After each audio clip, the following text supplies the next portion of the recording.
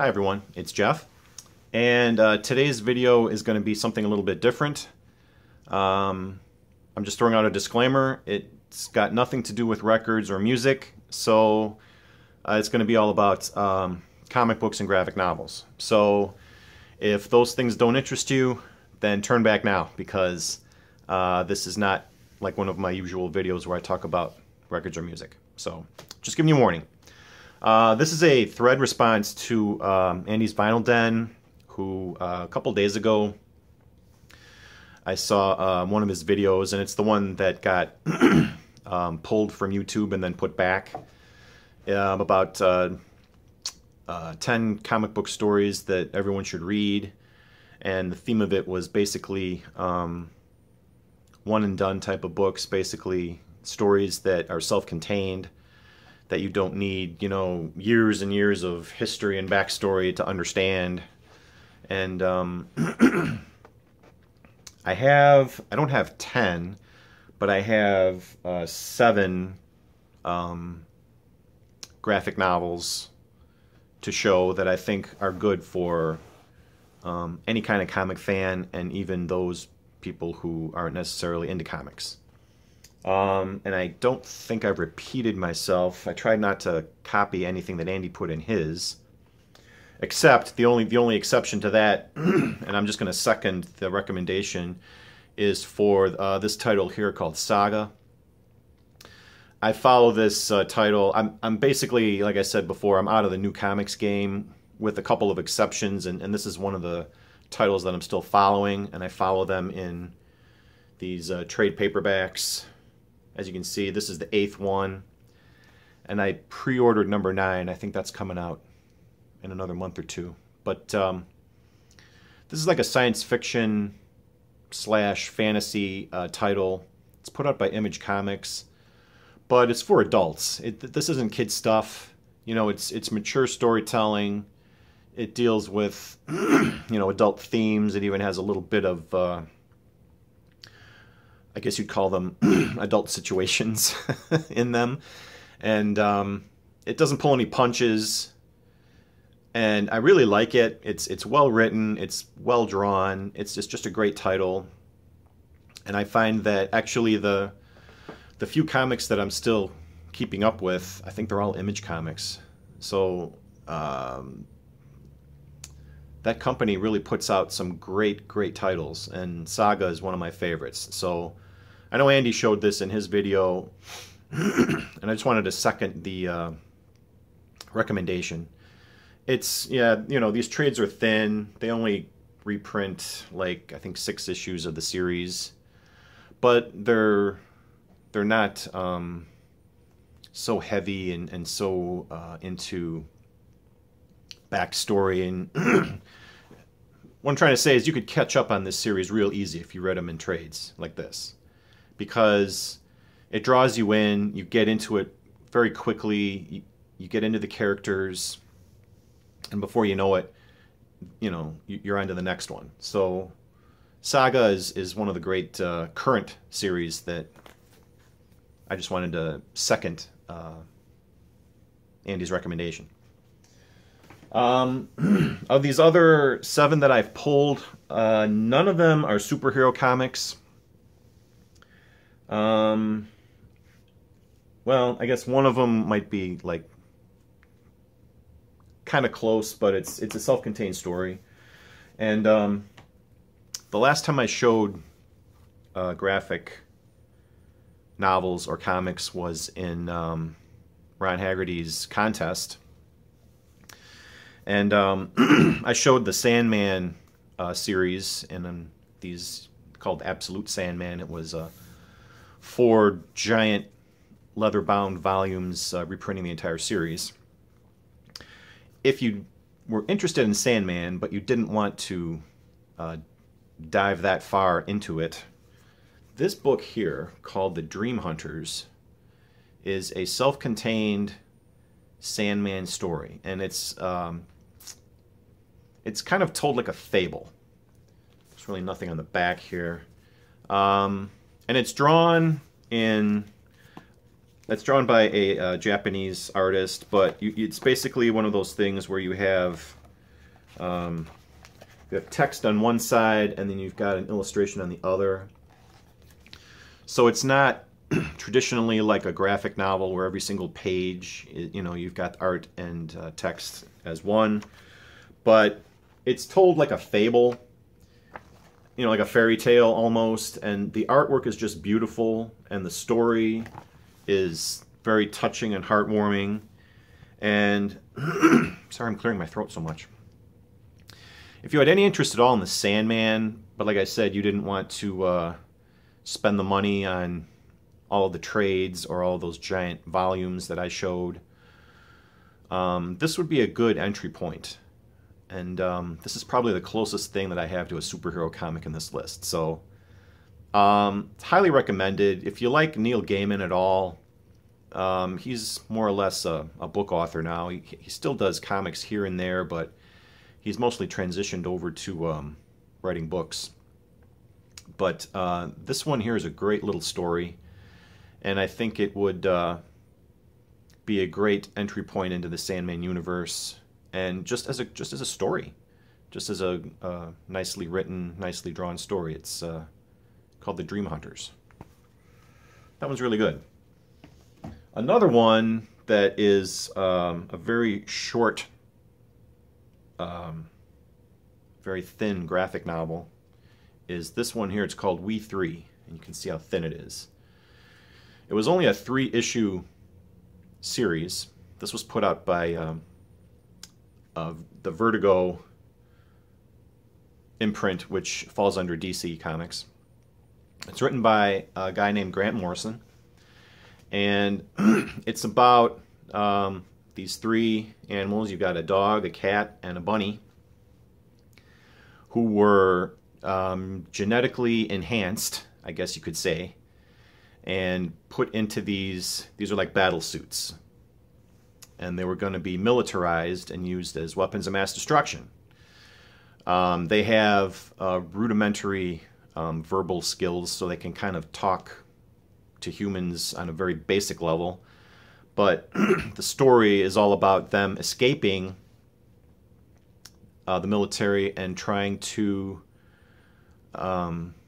live their lives as these altered animals.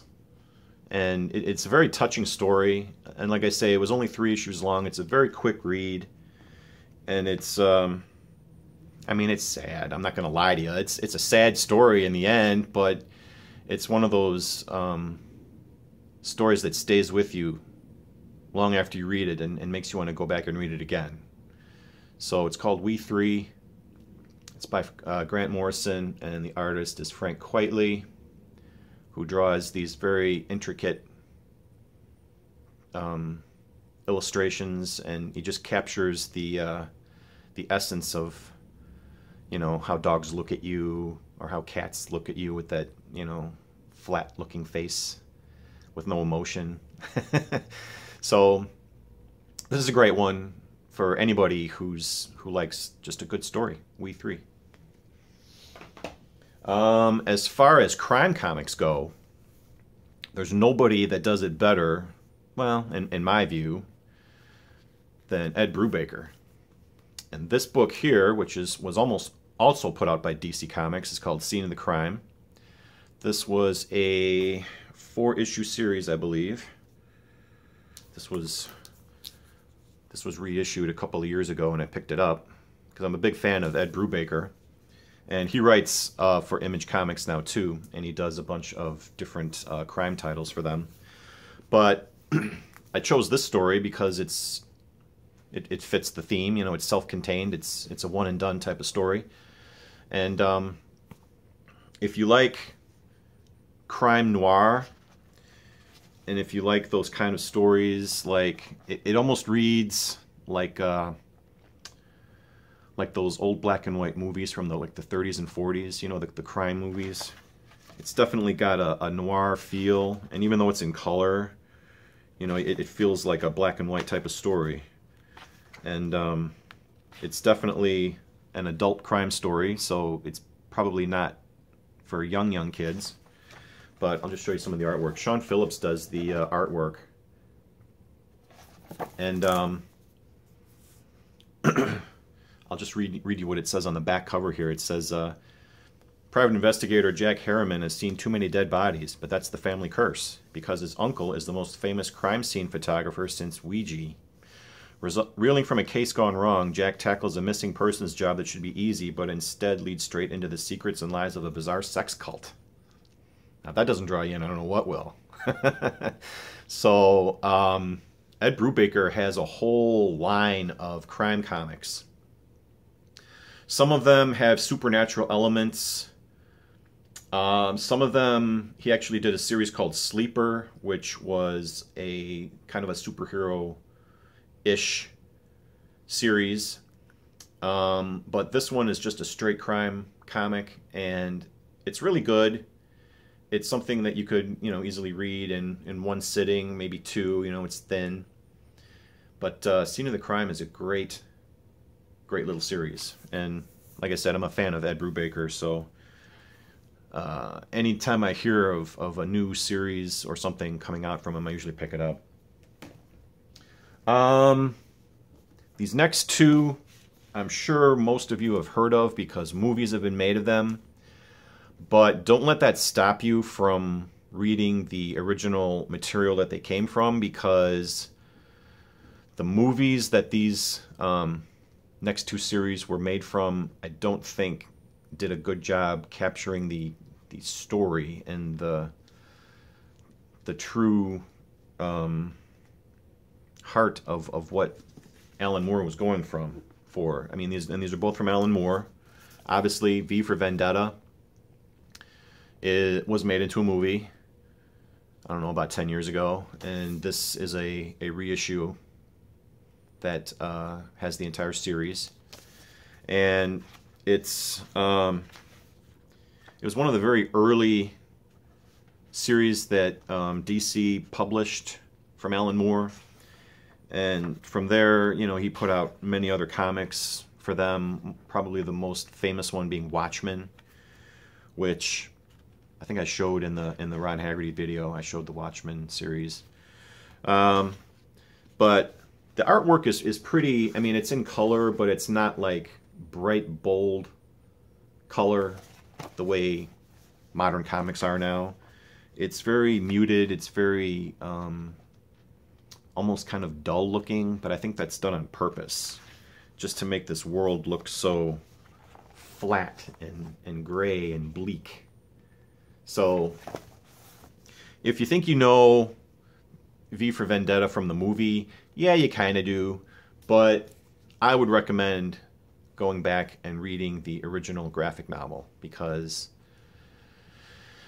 to me, Alan Moore is one of the greatest comic writers ever, and the movie works, the movies that were based off of his comic works, they miss something. They lack that special element that Moore brings to the book.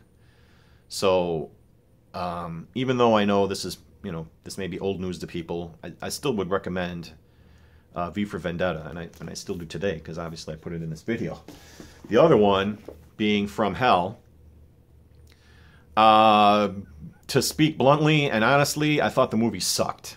I know it had Johnny Depp in it. I know it looked kind of cool, and visually, yeah, maybe it was okay, but it does nothing to capture the story that is in this graphic novel. You can see it's fairly large. I think this was like a 12-issue series. Yeah, here's the back cover. There's Alan Moore and Eddie Campbell. He was the artist. And the thing with this this novel, it's in black and white, but it's told in a very, very structured way. And I'm going to show you what I mean.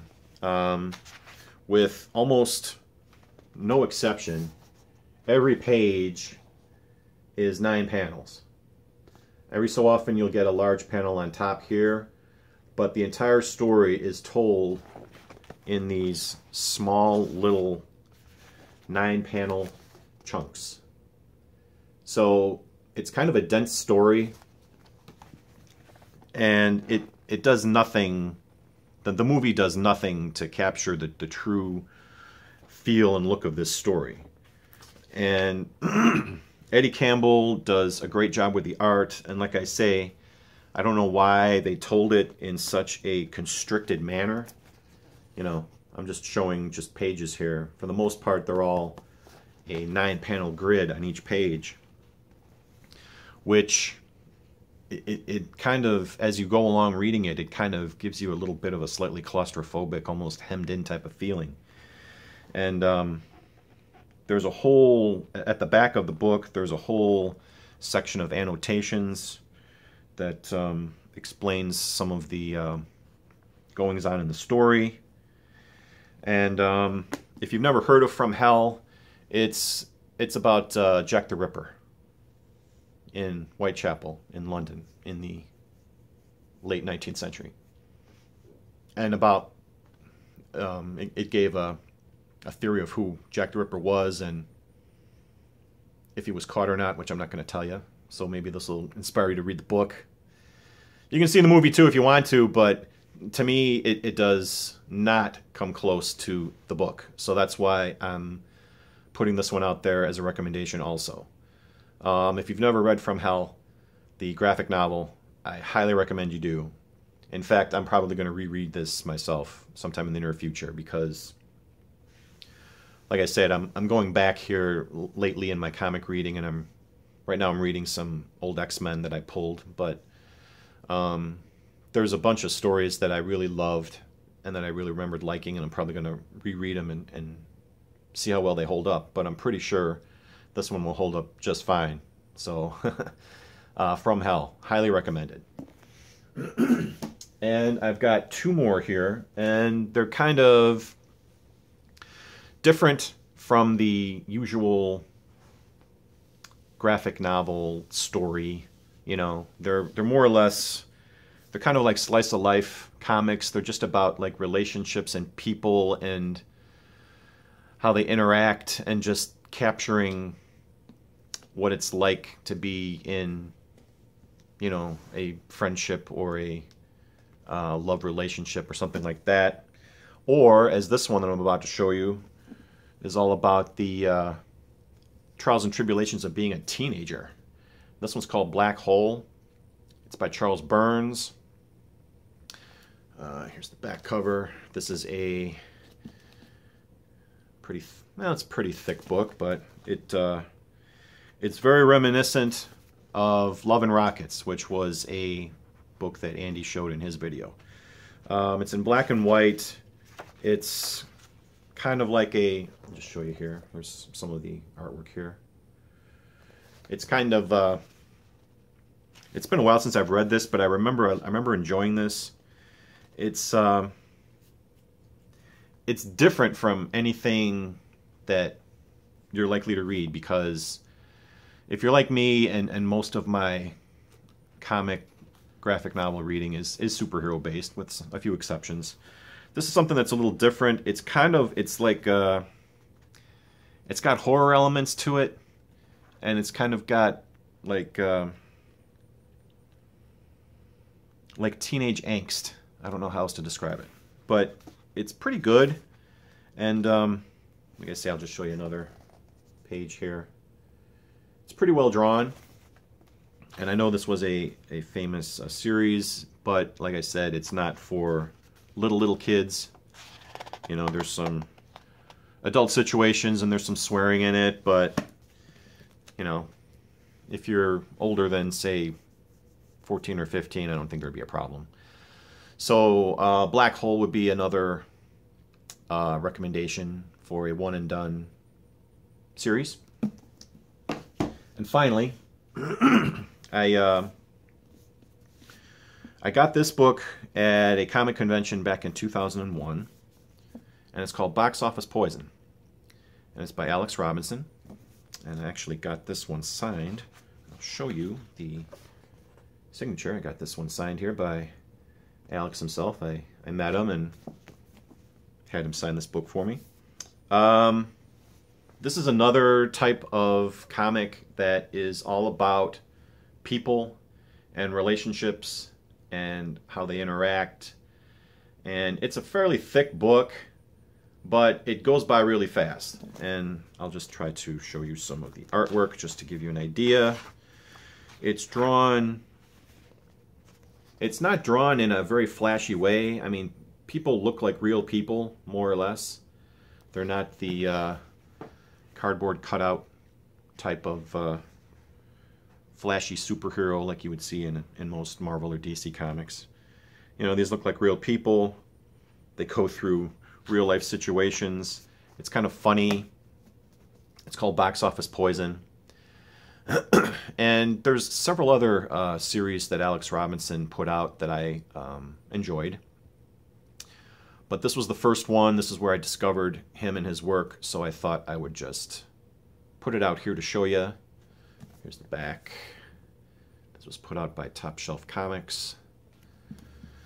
I'll just read you the quote on the back here. It says, completely compellingly voyeuristic. This is what it would be like to see your friends behind closed doors. So, yeah, it's not science fiction, it's not crime, it's not fantasy, it's not superheroes. But I think it's another good book that would be for probably a little more adult tastes. And a good example of, you know, not all comics are just skin-tight spandex superheroes. So, there you go. And that's it. That's what I've got for this video right now. Like I say, I like talking about other things besides records too. And as I go along with pulling different things out of my collection and reading them, I'll be doing videos like this every so often. And this was a good topic, Andy. I hope you like this video. And I'll see you guys again soon. Peace and take care.